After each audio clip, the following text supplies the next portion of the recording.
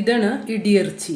ഇതിലത്തെ ഈ വലിയ പീസുകൾ നമ്മൾ ഉരലിലിട്ട് ഒന്ന് ഇടിച്ച് ഒരു സ്വല്പം ഒന്ന് ചതച്ച് അതൊന്ന് ചെറിയ ചെറിയ പീസുകളാക്കിയിട്ടാണ് ഇത് ഫ്രൈ ചെയ്യാൻ എടുക്കുക. അപ്പോൾ അത് നമുക്ക് ഇതിലിട്ടിട്ട് ഇടിക്കാം.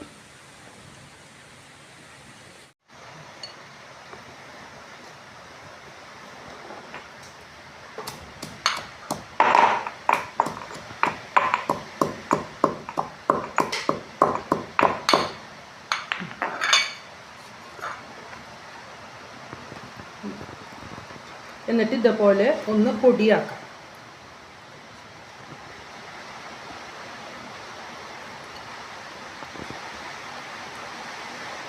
ഇതിൽ തന്നെ ഇടിയാത്തതുണ്ടെങ്കിൽ ഒന്നും കൂടി അതിലിട്ടിട്ട് ഒന്നും കൂടി ഇടിച്ച് ഇതുപോലെ പൊടിയാക്കിയതിന് ശേഷമാണ് നമ്മൾ ഫ്രൈ ചെയ്തിട്ട് കാണിക്കുന്നത്. അപ്പോൾ ഇനി ഫ്രൈ ചെയ്തിട്ട് കാണിക്കാം.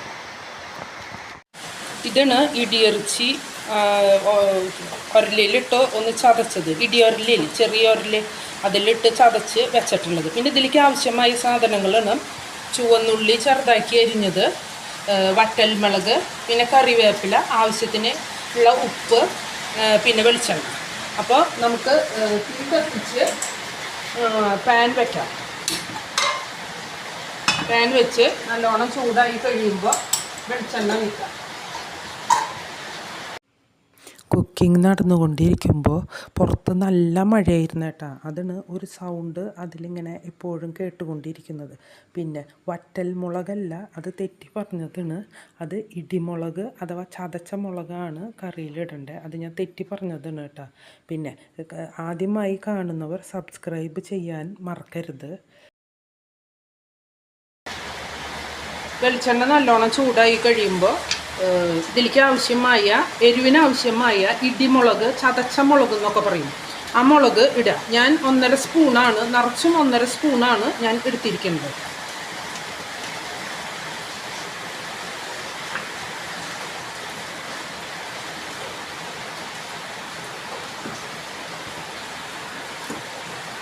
അത് മൊരിയാൻ ഒന്ന് ചൂടായാൽ മതി, മൊരിയാനൊന്നും നിൽക്കണ്ട. അതിലേക്ക് ചുവന്നുള്ളി അരിഞ്ഞത്, ഒരു 10-40 ചുവന്നുള്ളിയും ഒരു ചെറിയ സവോളയാണ് ഞാൻ അരിഞ്ഞിട്ടിട്ടുള്ളത്.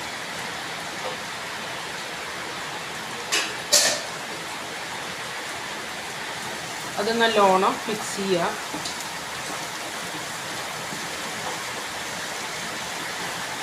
എന്നിട്ട് ഈ ഇടിയിറച്ചി ഇതിൻ്റെ കൂടി ഇടാം. അത് ഒന്ന് എണ്ണയിൽ കിടന്ന് മൊരിഞ്ഞ് വേവട്ടെ.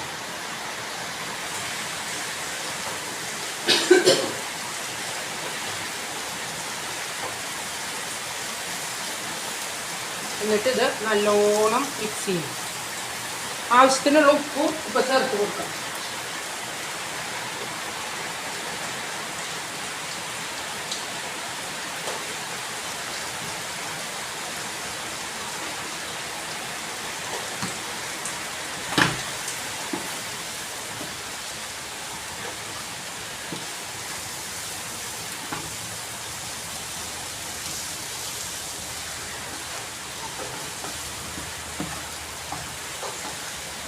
ഇങ്ങനെ നല്ലോണം മിക്സ് ചെയ്ത് കഴിഞ്ഞതിന് ശേഷം അത് ഒന്ന് ഇറച്ചി ഇതും ഒന്ന് വേവാനായിട്ട് 1 മിനിറ്റ് നമുക്ക് മൂടി വയ്ക്കാം.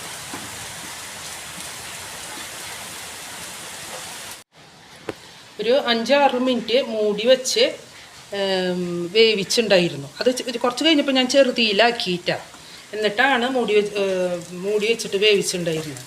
പിന്നെ ഇത് നല്ലോണം ഇളക്കി കൊടുക്കാം. പിന്നെ അതിലേക്ക് ആവശ്യമായ കറിവേപ്പില ഇട്ട് കൊടുക്കാം.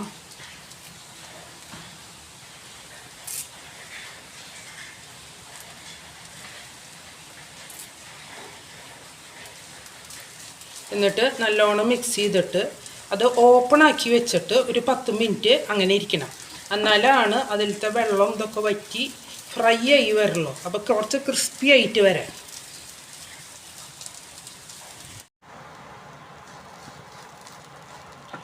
ഒരു 15 മിനിറ്റ് ഞാൻ ചെറുതീയിലിട്ടിട്ട് ഇങ്ങനെ ഇളക്കിയിട്ടുണ്ടായിരുന്നു. അങ്ങനെ ഇളക്കി കഴിയുമ്പോൾ ഈ ഉള്ളിയൊക്കെ ഇങ്ങനെ ചുങ്ങി ഇങ്ങനെ എന്താ പറയുക, കുറച്ച് മൊരിഞ്ഞ പോലെയായിട്ട് അതിൽ ഉപ്പും മുളകൊക്കെ നല്ലോണം പിടിച്ചിട്ടുണ്ടാവും. അങ്ങനെ ആകുമ്പോഴാണ് ഇത് ആയി എന്നുള്ള മനസ്സിലാക്കണത്. അപ്പോൾ സാധനം ചുരുങ്ങും ചെയ്യും. അതായത് ഉള്ളിയും നല്ലോണം ചുരുങ്ങി സാധനം കുറയും. ഈ സമയത്ത് ഒന്ന് ചുരുങ്ങി സാധനങ്ങളൊക്കെ കുറഞ്ഞ സമയത്ത് കുറച്ചൊരു മസാലപ്പൊടി ഇട്ട് കൊടുക്കുക. ഇത് എല്ലാ മസാലയും കൂടിയിട്ട് ഞാൻ വീട്ടിൽ പൊടിച്ച പൊടിന് അത് ഒരു തുണ്ടിട്ട് കൊടുത്തിട്ട് നല്ലോണം മിക്സ് ചെയ്യാം. എന്നിട്ട് 2 മിനിറ്റ് മിക്സ് ചെയ്യുക. അങ്ങനെ ആ മസാലപ്പൊടി എല്ലാത്തിലും പിടിക്കണം.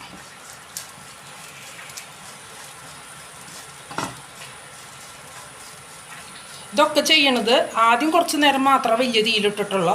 പിന്നെ ചെയ്യണതൊക്കെ ചെറുതീയിലിട്ടിട്ടാണ് കേട്ടോ. കൂടുതൽ സമയമെടുക്കും, എന്നാലാണ് കരിയാതെ മൊരിഞ്ഞ് ടേസ്റ്റി ആയിട്ട് വരാം. പിന്നെ ഇത് നല്ലോണം മിക്സ് ചെയ്ത് കഴിഞ്ഞാൽ ഗ്യാസ് ഓഫാക്കാം. സാധനം റെഡിയായി. ഇനി നമുക്ക് ഉപയോഗിക്കാം.